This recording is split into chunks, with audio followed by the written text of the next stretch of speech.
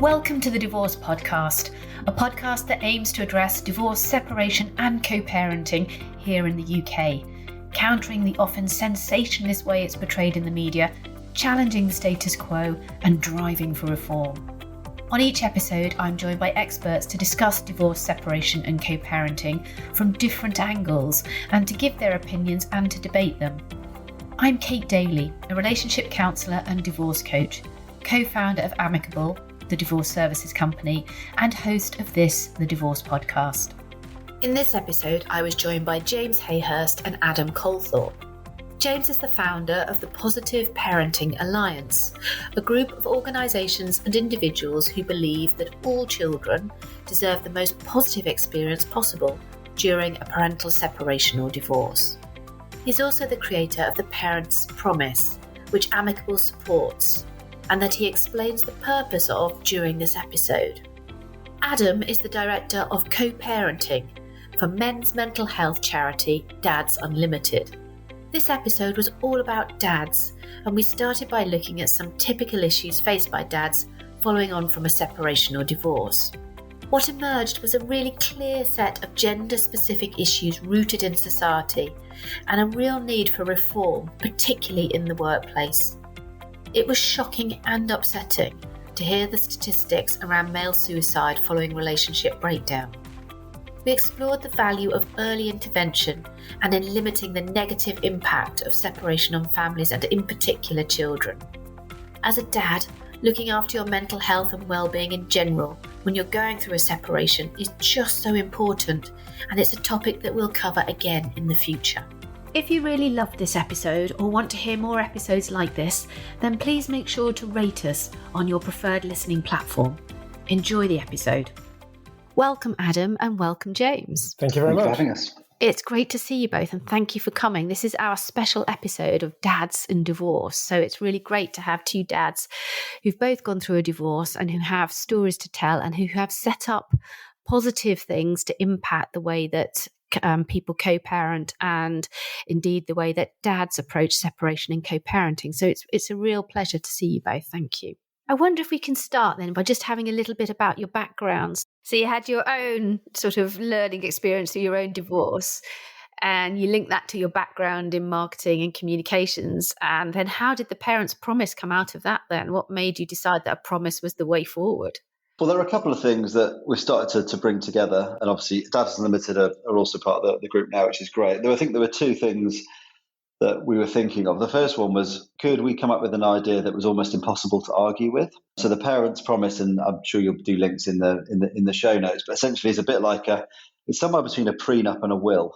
And it's a commitment that parents make when they're together, hopefully, a conversation that they would have that never really is had. So we did research just before we launched, and we found out that about 95% of us parents have actually discussed over dinner what we do if we win the lottery, but less than 5% have ever talked about separation.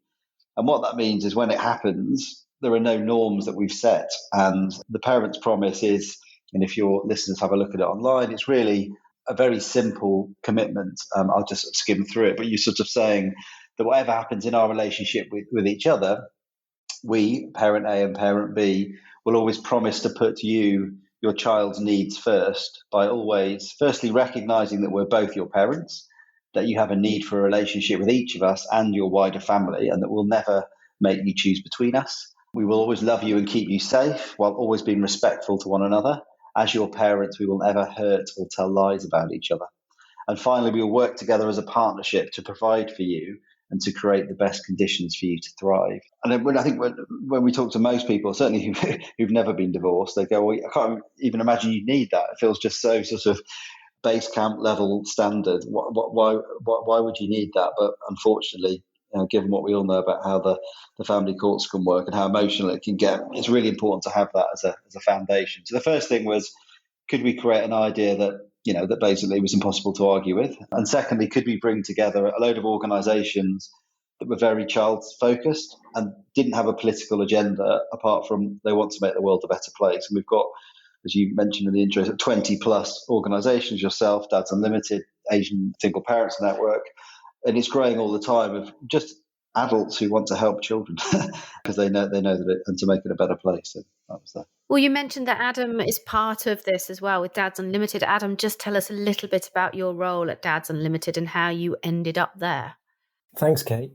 So Dads Unlimited is a charity that's supporting men's mental health through two key life areas at the moment.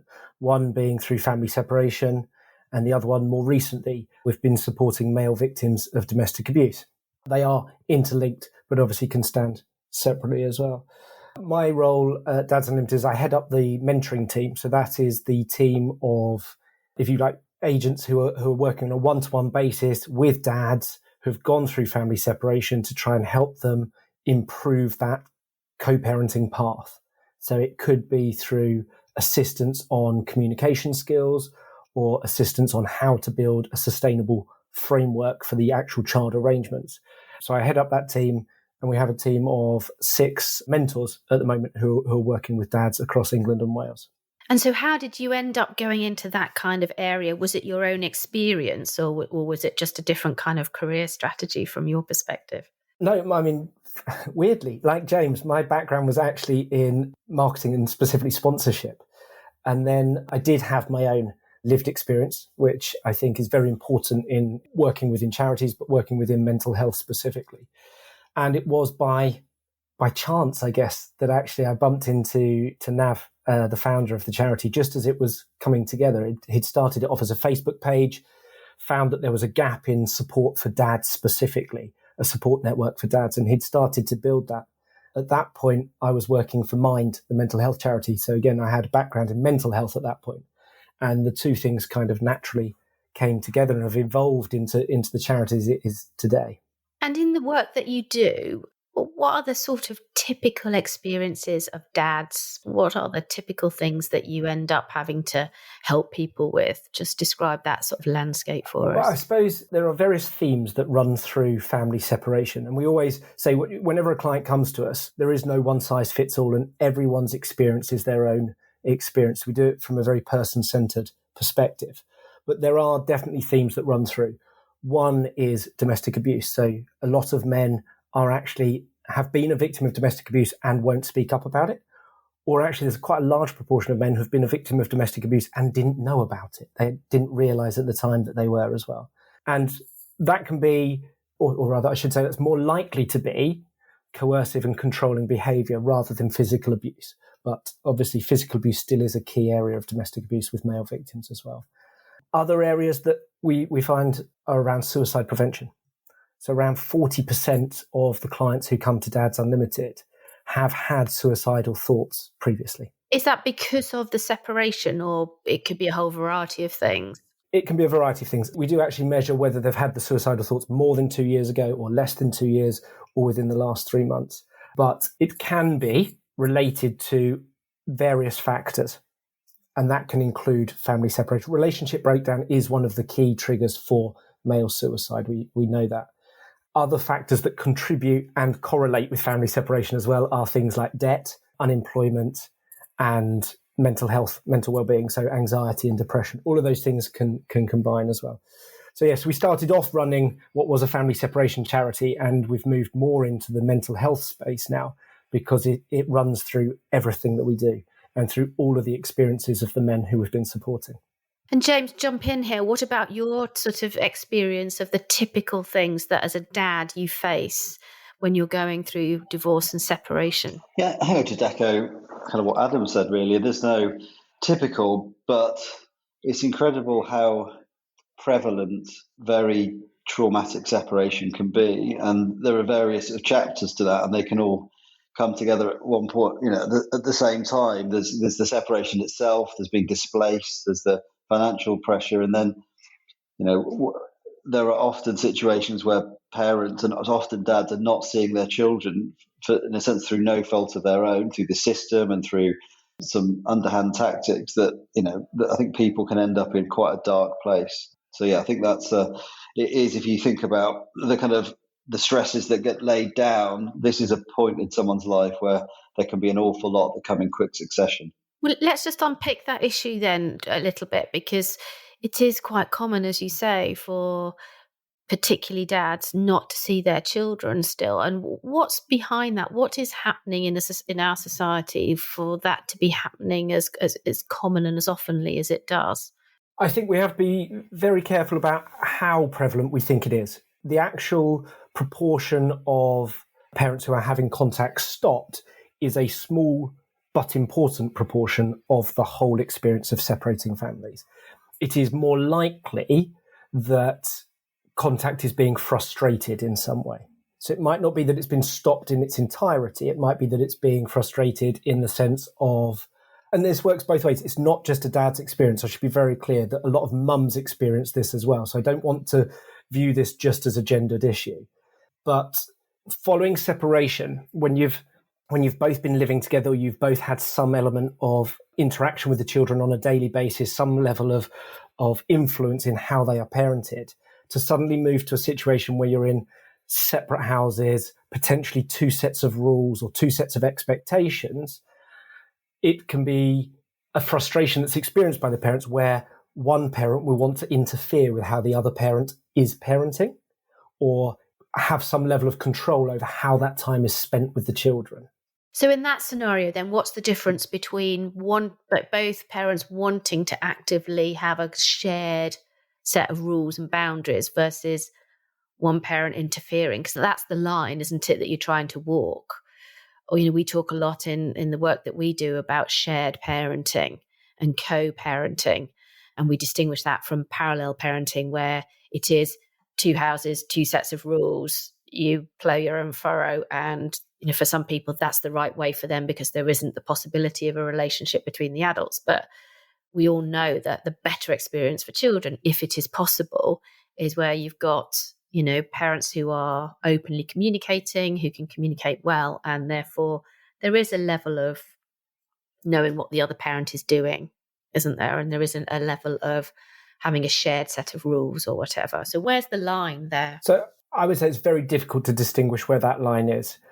However, the way that we try to teach parents who come on the co-parenting program is to say the best way to reduce parental conflict is to reduce the amount of interactions you are having with your ex-partner, and to make sure that you've got a clear framework, a clear distinction around the arrangements about who is looking after the children where and what the expectations are of each other. And if you've got that clear framework in place, you're more likely to reduce the parental conflict. I think going back to what James was saying earlier about the parents' promise as well, one of the things we talk about is about having a kind of mission statement, this forward-looking statement that helps the parents to shift their focus away from the negative interactions that they might be having on a daily or weekly basis with their ex-partner, and to try and focus their attention on what do you want that child or children to be like when they've grown up. So again, very much like the parent promise, it's about looking forward to say, when our children are 18, we want them to be like this. I suppose there's a classic phrase that we use a lot within Dads Unlimited, which is these parents are moving from what was an intimate relationship into what now needs to be a business relationship. They now both have this shared goal, this shared mission of producing these, taking these little humans and making them these wonderful big humans. They need to have some level of clarity now over what their roles are collectively and individually in order to produce that positive outcome. Yeah, I hugely agree with that, Adam. I think I love the mission statement. You mentioned that to me before. I think it's really powerful. I think there are solutions here which are sort of systemic, which we may get into, but I think more broadly, and kind of where the Parents' Promise looks at is there's a cultural issue here. As a society, I think we still shroud, no one wants to get separated, but it happens. It's shrouded in shame, and it feels a bit like, in my view, how we deal with it is a bit like bullying in the 80s when I was a kid. It was it wasn't encouraged, but it was tolerated, and it was like, you'll get over it, and it'll make you'll be stronger and it'll be fine. And I think we now, from what I see from my kids' schooling, that's changed hugely to good effect, and for really important reasons. I feel societally, I think we still think separation happens, we see it in all the dramas, and there's these whole systems and family lawyers and courts that deal with it. It's supposed to be adversarial, and again, you'll get through it and you'll be okay. I think, separation is probably one of the most, if it's not handled well and with a mission statement kind of view, like Adam said, it's probably one of the most damaging things you can do to your children. And I don't think any parent wants to do that. And I think, rather ironically, I think we probably overprotect our children, certainly compared to, again, growing up in the 80s. There was no sun cream, just about got seat belts. You could do what you want. Actually, childhood, sun cream notwithstanding, was probably better. It's another podcast on that issue. But I think if parents were to understand that, do you know what, you kind of maybe overprotecting our kids here, but there's one area of life where you're not overprotecting, you're not protecting at all. In fact, you're doing damage. I think if the UK society realised it was damaging, I think parents wouldn't do it. They would step back from the conflict and go, do you know what? For that mission, as Adam said, for our little kids, it's important that we act in the business-like way and that we put ourselves second and put our kids first. So I think that's a really good point, well made. How important is it then to get to parents before they're steeped in conflict? Because it strikes me that, once you're in that family court system, you're on a hiding to nothing trying to pull people back from that abyss, aren't you? I think the way forward has to be to prevent or to signpost elsewhere to systems and to places where you can actually constructively separate rather than, as you say, go at each other back and forward. So getting in early feels like the key. I think so. And I think, again, there's broadly as well, I think a huge driver is cultural change in the peer pressure way. So I think what you would want to happen is if there was an issue, it was a bad separation, as Adam was saying, one of the parents was frustrating contact, say it's the dad frustrating the contact with the mum, you'd want his mates, the ones who we're all at church or registry office at the same time saying that we'll keep everyone together and support each other. You want the peer groups to be supporting this couple in the right way. So not saying, oh my God, I never liked him anyway, I never liked her, or vice versa, but going, do you know what? For the sake of the kids, it's really important that he or she is in their life a lot and that, society sort of pulls people that way. And then of course there are certainly better frameworks definitely than going to court. But I think even, at the widest sense, if it can be just seen that, you know what, praising people that separate well and seeing that as a good thing, I think could be a hugely important influence. Yeah, I think it's one thing that we've learned through our work at Dads Unlimited is that the men who are coming to us for support, and they're coming to support because there's been some level of trigger. Something's changed, and it might be that they've reached the end of what they can tolerate in terms of frustration. It might be that a new frustration has come into their lives. Mum's got a new partner or dad's got a new partner, but something's changed in the balance of that relationship between them and their ex-partner. It could be that the children have reached secondary school age, and so something needs to change in the arrangements. But there's normally a trigger for why they come to us for support. That support that they're coming for is on average 3 years after separation. So the people are coming to us for support 3 years after they separated. So when we talk about, do we have time for early intervention or do we have time to direct people away? According to the data we've got 3 years to make a difference before that comes to some level of conflict or crisis, something that breaches that threshold for men to reach out for help. Now, what I would say is, on top of that, is that after they've come to us, that's normally pre-mediation or pre-court system. So we sit somewhere in between that process. And then when they're with us, it might be that court is the right route for them. It might not be. And we do look at non-judicial options with them, obviously. But if you imagine that someone's coming to us 3 years after separation and then they attempt mediation and mediation fails, that could take a month or two. And then they apply to court, which could take 6 months to get your first hearing at the moment. And then it's another 12 months worth of second hearing, final hearing, Section 7 reports, all of those sorts of things. Effectively, what we're saying is that we're getting to a point of resolution roughly 4.5 to 5 years after separation. Right. Well, of course, your kids have changed immeasurably by that point, haven't they? I mean, it's just... Absolutely. And you imagine 5 years in the life of a 10-year-old is 50% of their life. Yeah. And what you came worrying about at 10, you're not probably in the same situation, are you, by the time they're at 15? It's different things that are more important. Absolutely. So I think, going back to what James was saying, I think it's really important if we can do a societal shift around the realistic expectations of marriage and relationships. I think I read somewhere there was a statistic, I think it was the Millennium Cohort study, that said something like 47% of children aged 16 are no longer living with both biological parents.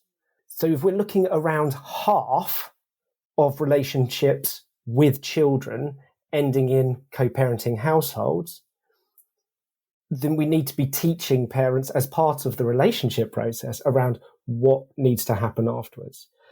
We've also got that 3-year time period on average, like I said, but we've got that time period where we can do some level of intervention. So it's how do we get people to the education or to the opportunity to resolve things amicably as soon as possible following separation?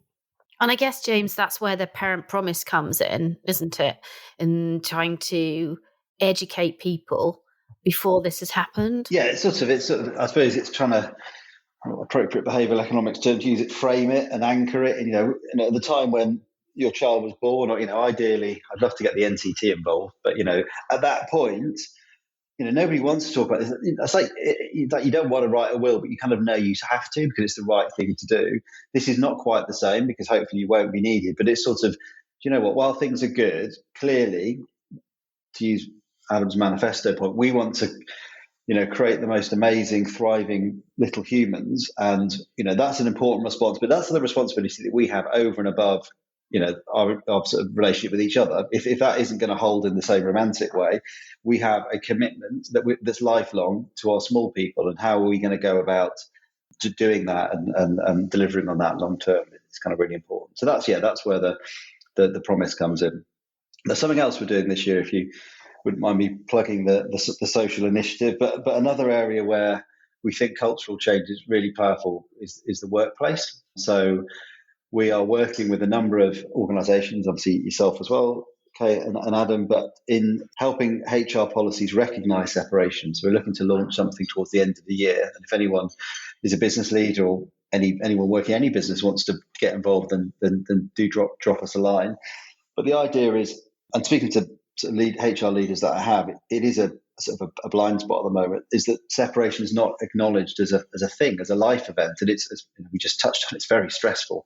And HR policies have got much better at updating and keeping up with this. But we'd like to see separation acknowledged as a life event, so that you don't have to sort of embarrassingly sort of flag a boss down and drag them into an office and say to her, this has happened. And, it's sort of there. And then you can access certain sort of standard policies, which will be, I think post-COVID a lot easier. Flexible working, because if you're going to, if this manifesto is about separating well, certainly the 6 to 12 months after separation, you've got to reconfigure your lives in terms of pickups and depending on the age of your kids.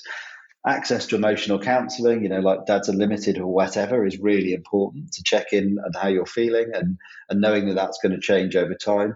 And then we're working on a pack of resources with all our partners to outline what we're talking about here, tips to separate well and why it's so important. So that, again, there are resources that people can get in a professional way. So, separation often feels like something that happens on EastEnders, sadly, but it doesn't. It happens in the real world. And if your employers are recognising this and you can get proper education, we're hopeful that make quite a substantial change. So looking, that's another example of maybe reaching out into broader culture with, maybe not trying to change the law just yet, because I know that's quite difficult to do. Yeah, and I think, James, just to pick up on that point, within the workplace, we are moving to a more positive future now where employers have an investment in their employees' mental health, in their mental well-being. And actually, there's a duty of care from employers to make sure that employees are well looked after and well supported. If, as our data is showing, that something like 31% of women going through family separation are feeling suicidal or have felt suicidal, and 40% of men, this is a mental health issue that needs support. So if the HR departments are wondering which pigeonhole to kind of put the policy in, I think it is around employee well-being and compassion. But just in terms of pigeonholing, I think it's not pigeonholed in the right hole in terms of where the government looks at this. This is not a justice issue. this is a health issue more broadly. So if we talk about, Oh, don't get me yeah, started exactly. on that. If we talk about, these are our future, and they have needs, and they need to have constructive relationships with their parents. I think it sort of feels like you need a joined up governmental strategy. Let's start with HR departments in companies because we can more easily access them. But that's really what I think probably all of us would call for. It sits there. It doesn't sit in a fragmented sort of go to court type system. Yeah, I mean, you compare the access to some of the services that are more focused on helping you as a couple or getting you to think through some of the parenting strategies and all of those sorts of things before you start unpicking the legal marriage, that compared to the help you can get when you work out of the court system versus the blunt instrument that the court is, where something is imposed on you with very little understanding of your personal circumstances, your dynamic, your background, what your kids need, even how old or how many kids you've got. I mean, judges have a very limited time to scan through information. And I sometimes think that when you're on the outside of this, people somehow feel that the court is going to give you the right answer, the justice answer. And very often, as we've all experienced, that's just the antithesis of what happens. I'd agree. I think there's a huge issue here. And again, maybe writing bad ads on the move, but you can see how we're now sort of funneled, aren't we, away from 999. We're told, you know what, if it looks like this, it's a 111 or it's a GP. I just think, yes, because no one actually spends any time thinking about it. We all think that there's a thing called family court, and after a couple of phone calls with a lawyer, that's where you go, and that's where it all gets sorted out. Was actually, it couldn't be further from the truth. And family court, if it's needed at all, has to be surely just for really difficult cases that involve some sort of justice. But then, if someone give me a few million quid of government money, you'd want to point people to generally, if you can, the family court isn't going to sort it all. Ultimately, as parents, you've got to take responsibility, and going to the manifestos that Adam's got, you're going to have to create one of your own and do it that way. I don't want to underestimate the need for a legally binding framework at the end, though. I mean, it is great if parents can come up with a framework within which they're going to stick to the arrangements, they're going to stick to the plan, they're going to stick to the purpose of raising these children well. But for a lot of couples who have separated badly, or who have not had the emotional support to cope with the separation on its own, let alone separation with children, building new lives and all of that, then actually a legally binding document, a legally binding framework is vital in some cases. So I don't want to, yes, family court isn't always the answer, but we shouldn't always divert people away from the family court either. Yeah, let me just pick you up on that, though, because one of the things that I think I hear a lot back from people who are caught up in that system is, ultimately there is a fairly well documented, the Children Act procedures are deemed by many that work in the justice system as some of the best, and they are very well documented about how you move from an initial to a final hearing and to how you get your order. But that's not the end of it, is it? Because anyone can walk away with an order. The difficulty is what comes next, which is the implementation of the order in the event one parent doesn't follow the order. Because to get an implementable order, or to go back and have to have the implementation of it, is a dog's dinner. It's you're caught between a rock and a hard place, because what are you going to do? Remove a child from a parent if they're settled, if that parent's frustrating contact? Is that ultimately in the best interests of the child? It's such a hard call. I mean, that's where it goes wrong. Yes, I agree with you. For some people, a very clearly well-documented order is absolutely necessary. But to me, that's rarely the end of it. Yeah, I would agree. And it's sort of, I think most of this is cultural change. I still find it incredible that, all the parents that I talk to, and Adam may have a similar experience, is that orders aren't enforceable. So, a TV license is enforceable, a parking ticket is enforceable, but it should be enforceable when an order's agreed that happens. Because if that doesn't happen immediately, that's when you get issues, when children are not seeing their parents of any gender. I think it's incredible that doesn't happen. So if orders were enforceable, I think then you stop all these multiple cases where people going back and back and back, and the courts are getting flooded. And then you have that right balance. Most people don't need to see the inside of a court, and it's about taking responsibility and signing up to the mission and the parents' promise. And then for the difficult ones that need it, yes, you need it. and it's worth the paper it's printed on, because often I hear stories where it's it's just not. But they don't find out that till they've been through 10 years of it. I mean, just to be clear, I think the court order or the court process should be just a moment in time in that procedure. It is about getting the arrangement right in the first place. It's about working with a professional, and that could be a charity, that could be a mediator, that could be a family lawyer, working with both parents. But to get the arrangements correct in the first place would, in theory, lead you to what would be equivalent to a consent order. So you're looking to get the parents to both consent to this framework, sign it off, and then the legal process might happen. And that could be family court, but that could be just submission of a consent order by a mediator or a family lawyer. That is then agreed. You've got that framework set out and agreed by both parents. Hopefully it's a good one in the right interest. Hopefully it's very clear, because we know, again, that conflict comes from grey areas. My favourite question I always ask parents when they say they've got their agreement sorted, I always say, well, what time does half term start? Because if you don't know, if you both haven't agreed what time half term starts, the chances are that the rest of your agreement has got too many grey areas in it. But isn't that the absolute nub of the issue? Because you are never going to get a court order, trust me, on this, that details everything. I've had a very, very detailed court order, and yet there is always something that, like you say, they haven't said what time half term starts, or there's always one or two things. So is it not that actually, rather than trying to get people to follow a very complicated set of rules, that we actually get people in the mindset so that you don't need to write the rules, that you can just actually negotiate them? So the way we work with parents is to get them to structure quite a detailed co-parenting framework around the arrangements, not to dictate the arrangements and how that works, but to give a fallback position. Yes, absolutely. What we want is the parents working together flexibly in the ever-changing interests of the children. However, not all parents can do that. So you do need to have a fallback position that you've already agreed, going back to James's parent promise as well, but having a pre-agreed fallback position that says, okay, well, in this case, if we can't agree this is where we fall back to, this is where we previously agreed. And that gives you a chance to move on. Going back to what you were saying about implementation, though, that's the next vital stage, which, yes, if someone walks out of a court with a piece of paper, or they walk out of a mediation agreement with a piece of paper, that doesn't mean that everything's going to work brilliantly. No, it's like Neville Chamberlain, isn't it? Absolutely. So that's why we have, I don't know what to call it, a pastoral team or an aftercare service that says, once you've reached this agreement, okay, now how's it going to work practically? How are you going to make sure that you stick to what you've committed to?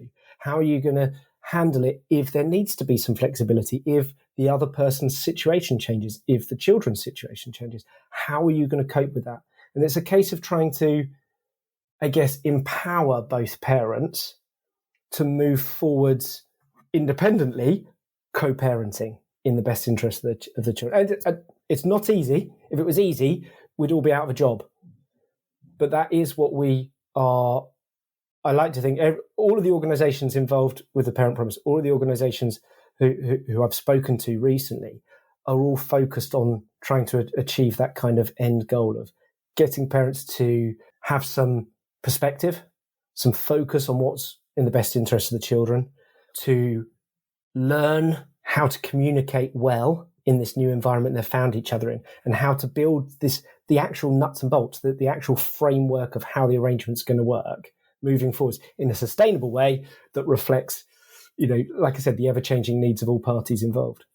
I think I'd agree. Detail, certainly at the start, is critical, and then and that's why it's in the third element. The promise is this understanding that life happens and it's messy.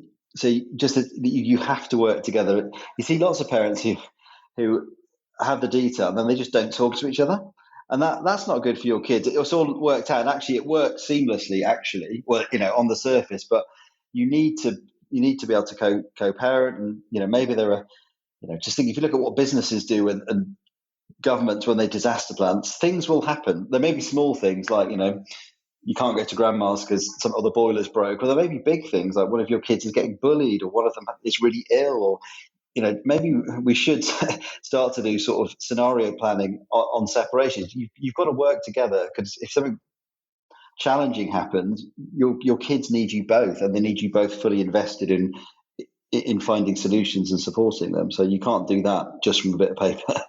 Well, let's just pick up on that point. What prevents parents? I mean, you have experience of dads. So what prevents parents or dads from working together? What are some of the common things that they have to overcome or they need help with? I think there is a need for emotional support around the breakdown of the relationship. So they've got to heal, in other words, before they can properly come to this discussion and talk about their kids. Yeah, I mean, I think the first stage is acceptance for a lot of people. And then there is a need to be able to move forwards in a positive way. Now, that might or might not involve forgiveness, but there is a need to move forwards for the sake of the children, for the good of the children, but also for the good of their own well-being as well. So I think that emotional support, allowing them to grieve that relationship and to move forwards, is really important.